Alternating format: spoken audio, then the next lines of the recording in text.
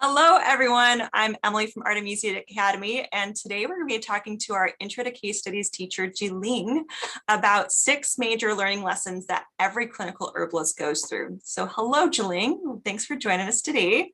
Hi, thank you. So tell me, just go through finger by finger, what are some of the major learning issues that you've had as a clinical herbalist developing your practice and coming into your own as a clinician?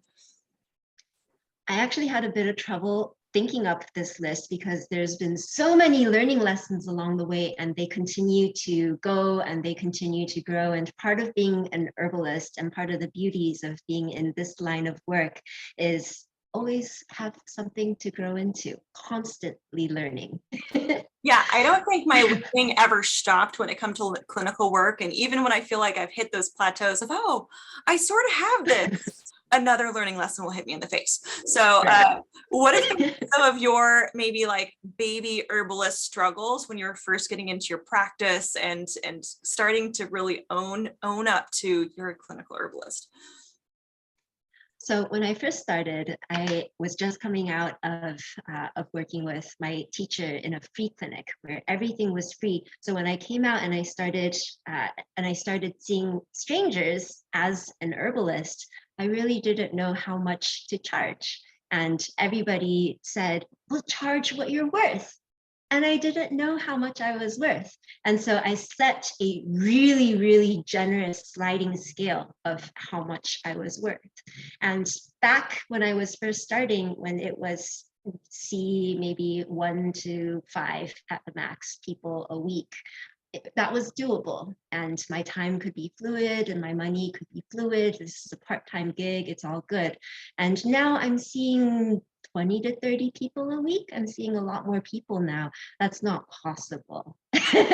And doing sliding scale gets messy. Some people pay and are very, very generous going at the top end of the scale. And I feel like more often than not, people would try to aim high. But having that conversation over and over again with different people can get to be a drag.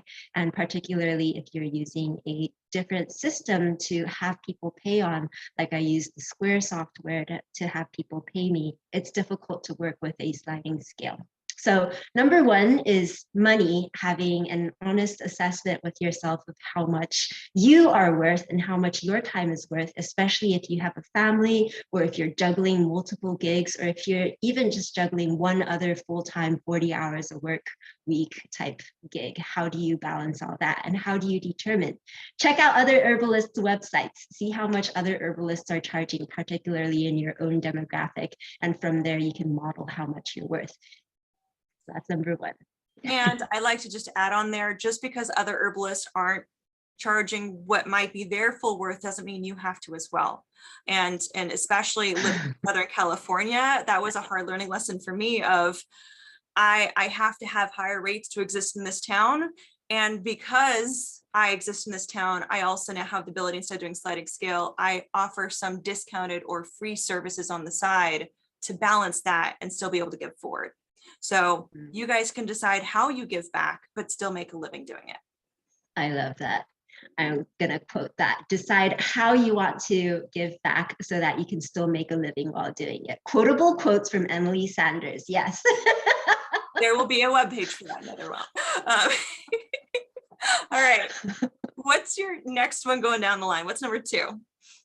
Setting a time limit. So along a similar range as the first conversation with first starting out, perhaps you have more time to converse with one person at a time, especially if only seeing one person a week. But as you begin to get more busy, and maybe you're seeing 10 people a week now, 20 people a week. Maybe you're working in a really crazy place and it becomes like 30 people a week. You really have to set a time limit. And I also encourage for people just starting off to be really clear with your time if you're working in a clinical setting with, especially with multiple people. I'll be working with you for 1 hour. And when the hour is up, thank you so much. Let's book your next appointment and have a wonderful day. maybe get paid if you are getting paid, which hopefully you are getting paid, but being really clear with that time limit, because especially when people are invited to speak about themselves, and oftentimes in our modern world, people have multiple interlocking health conditions that their primary care practitioner and conventional medicine folks will not be listening to, will not be holding them in a supportive listening space, will not be asking them more questions to continue discussing their health problems. Usually within PCP, primary care practitioner, or standard healthcare setting, it's 5-10 minutes if you're lucky. It's really fast. So when you're in, when you're in that kind of setting, person oftentimes will want to keep going and go over your time limit. So clear boundaries around your time. Yeah, I call the doctor's visits the hit and run kind of conversations. And even though we're amazing space holders, it's so important that we're holding the space, including holding the boundary. And I think that's like what we're continuing to talk about, I think, all day today here, is the boundaries that we need to hold to have a life and a practice at the same time. Yeah, love it. So what would be your next learning lesson that you've had along the way? Next learning lesson is letting people know in a gentle but clear fashion that you, as a clinical herbalist, are not always available. That I can't call you 24/7 about all of my herbal questions. I am not available at 2 a.m., Emily. Sorry. I really wanted to know if it's okay for me to take herbs with this medication, or can I combine all the herbs at once? Or do I make them all in a tea? Do I drink it all? Like how many days a week can I keep this tea out of the fridge? Can't I call you and ask? I will respond to your email in 1 week. Oh, gosh, I love that. How do you, wait, how is that how you actually respond to your clients? That sounds awesome. Tell me about that. Well, that's actually how Emily, that's how you respond. So if you ever email Emily, you'll see that she has an automated response to every single email that says, I will respond to you within a week. And if not, then you can contact me again. And I feel like that's really clear. I tried doing that for when I'm traveling. I definitely do that while traveling, but I don't always have my automate message on, just because it's hard. It's hard. And I do have some people who want me to check insurance for my acupuncture clinical practice, to check insurance, and that needs to be done in a more timely fashion. But then as far as setting time boundaries with text messaging, like my patients and your clients oftentimes can text message you or can reach you on the phone, I just don't respond. I just don't respond unless it's usually between 10 and 6 is when I will respond, if I respond, if it needs to be responded to. Really love those really clear boundaries. It's so wonderful. Yeah. And if you're emailing a person back, this is one of my secrets, is if I am responding to the email message at some ungodly hour, let's say 10 p.m., I will automate the send to send the next morning at after 8 a.m. usually, so that it seems like I'm not responding to messages that late, so that the client will get the sense that, oh, she's not up responding to my message and at my beck and call this late. Love it. I love it. It's like setting office hours. It's such a beautiful thing. Which is necessary for boundaries and guarding your time, because you have to be able to take care of yourself in order to respond accordingly to the world around you and to be fully present and fully helpful. Yeah, absolutely. All right. What's your next one? Number 4. With helping and with trying to be of service and hoping with your full heart to be of service as a clinical herbalist, oftentimes many of us have come to this work with so much rich life experiences and perhaps a load of other certifications or degrees or experience behind us. And with all this helpfulness and hopefulness, it's the easiest thing to do seems to give all of our suggestions all at once to these poor, suffering people that have come to us seeking support. However, that is oftentimes too much and not actionable for the patient. So one of the things that my teacher, Seven Song, used to do was to try to limit his lifestyle recommendations to 3. So give a formula and give 3 recommendations max, ideally only 1 recommendation. And honestly, I'm really struggling with this one still. Oftentimes I type up a whole thing for patients. However, at the top of the thing, I'll say, focus on ... or pick 1 to 3 and focus on what you choose. Don't try to address the whole thing. And also, if it's someone with a more complex condition now, I'll warn the patient. I'll say, I'll send you a big thing, but don't feel like you have to get through all of it. And don't feel guilty if you don't get through all of it. Please just choose 1. However, the easiest thing to do for both yourself and your clients, especially when first starting out, is to just make it easy for everybody and just pick 1 to 3 things and limit your protocol recommendations. And that's something we practice in our case studies class, is like, just pick 3 things that you would work with them on. And it's like, but there's so many. Yes. They can only do 1 to 3 things at a time. Because I know I can only do 1 to 3 things at a time. Anything more, I feel like a failure. And so it's been a learning lesson, I think, for me too. And yeah, we do a lot of fun work with that in class. Absolutely.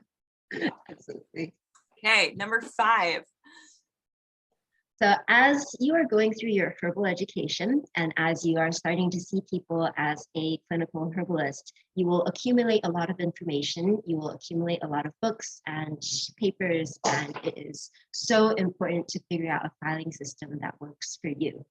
I still have notebooks upon notebooks that I'm slowly going through and getting rid of, sometimes scanning, sometimes simply just recycling with a really sad and slightly guilty conscience.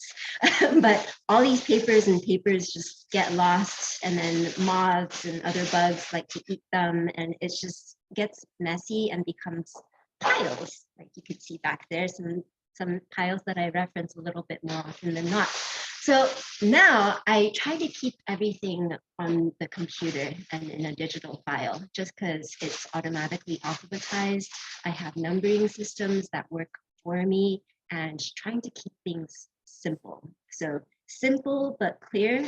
I like to start with date and then name, but now I'm starting to experiment with name and then date if it's something that I might be searching for, with name rather than the date, and figuring out what works for you and sticking with it. I love it. I love it. All right, what's your last one? What's your 6th one for today? We can't fix everything. I thought we all were superheroes and we all had these magical capes and we're Wonder Women. We are. However, this is planet Earth, and we are limited capacity within our beautiful, shining, invisible capes. And part of wearing that cape, part of having the honor to wear that cape, is to understand that this is part of life, the perfection of imperfection, and knowing that with 30 minutes to 1 hour or 2 hours, if you're lucky, with a person with the formula that the person may or may not take, and the lifestyle strategies that the person that you're working with may or may not take, because of either their own limitations or the limitations that the world has placed upon them. Don't take it personally. We can't fix it all. It's all good. Well, you can go to bed love at that night. message. And I really love that, we're more facilitators than we are magic wand, fix it all healers. Yeah. And so, yeah, just keeping it really realistic with the expectations. I love that. Which sometimes is still a crushing message to remember, especially if the person across the table is really suffering and you're really feeling for that person, and there's such a good person and you really want to help them, but cannot fix everything. Yeah. Well, Jiling, thank you so much for your learning lessons and sharing this with us. if anyone wants to jump in, our Intro to Case Studies course is part of our Herbal Apprentice program. It's our level 1 program, and we'll be having much more clinical work down the road in our level 2 classes as well. So if you guys want to find Jiling, you can find her and her clinical work and get sessions with her at, how do we find you? JilingLin.com. That's JILINGLIN.com. So that's just my first and last name. All the info is on there, and also on social media, Instagram, Ling Jiling, and then Facebook, Jiling LAC, licensed acupuncturist. I love it. Thank you so much, Jiling, and looking forward to seeing you and seeing everyone else down the road. Take care, guys. Bye.